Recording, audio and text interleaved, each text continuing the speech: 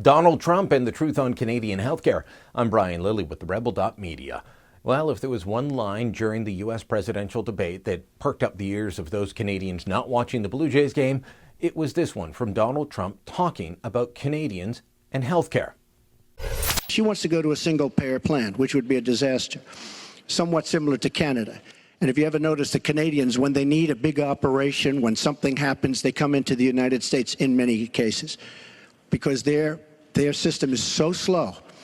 It's catastrophic in certain ways.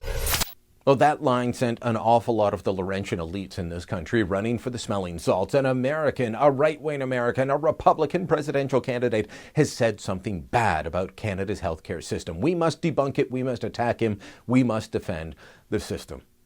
But here's the simple truth.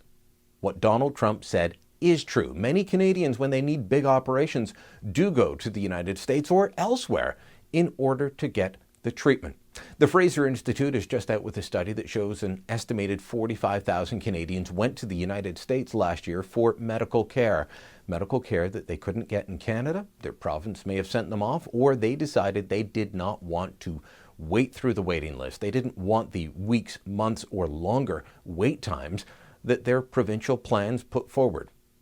This is already being attacked as well, by the way, by those same Laurentian elites. CBC running a story showing that, oh no, it's only 1% of the Canadian population. Doesn't matter. 45,000 is a significant number. 22,000 from Ontario alone is a significant number. I don't know about you, but I've long known Canadians from all walks of life that have decided for one reason or another, and they're not all wealthy, by the way, that whether it's for a diagnostic test such as an MRI or to actually get treatment, that rather than slog through the system that would delay, leave them in pain, potentially life-threatening conditions, they've decided to go to the United States and seek faster care. It's been going on as long as we've had our healthcare system, and it will continue to go on. We've got a couple of high-profile examples that have been in the news. Mayor Hector McMillan, he's from a small town just outside of Toronto. He has a rare form of pancreatic cancer, couldn't get treatment in Canada. Found a hospital in Kentucky that would do it. They said, easy, we'll get you in, we'll get you out. But the Ontario government refused to pay for the cost. McMillan couldn't afford it himself, but he did find a similar treatment in Germany at a lower cost. So he went there. He's going to be suing the provincial government, I believe, when he gets back, because he's now cancer-free, as doctors say, and they want to keep him that way. But McMillan's treatment was denied by the provincial government. Then there's the story of Jonathan Petrie. He's a young Ottawa boy, 16 years old. He's called the butterfly boy. He has a rare skin condition that results in constant blisters on his skin. He's been down in the Minneapolis area getting treatment at a hospital there, treatment unavailable in Canada. The whole community is cheering for him that this takes. Now, the unfortunate news is that apparently this first round of stem cell treatment to stem cell transplant did not work. They want to try another round, and now the question is, will the provincial government pay for it?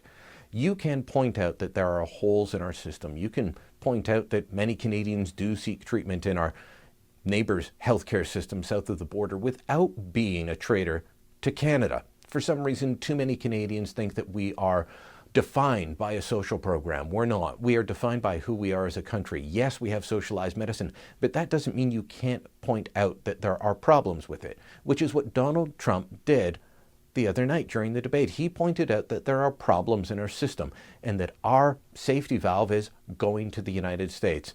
He spoke truth during the debate. It may be a truth that an awful lot of Canadians don't want to hear, but it's the truth nonetheless. Hope you enjoyed what you just watched. If you did, make sure you never miss another Rebel video again. Click subscribe.